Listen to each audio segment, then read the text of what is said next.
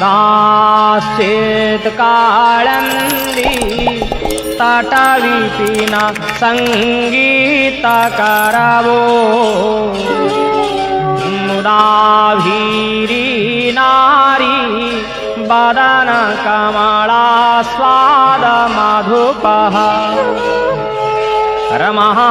शम्भो ब्रह्मा मरपति गणेर्सार्चितपदो जगन्नाथ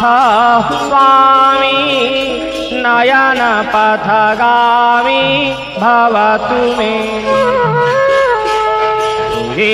सागे वेणु शिरसि शिखि पुच्छं कटितटे दुकूलं नेत्रं ते सहचर कटाक्षं विदधते सदा श्रीमद्बृन्दाः वनवसति लीला परिचयो जगन्नाथ स्वामी नयनपथगामी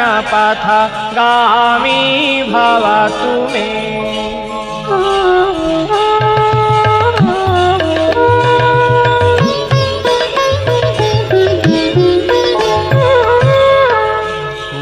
मोहाम्बोधे स्थिरे कनकरुचिरे नीलशिखरे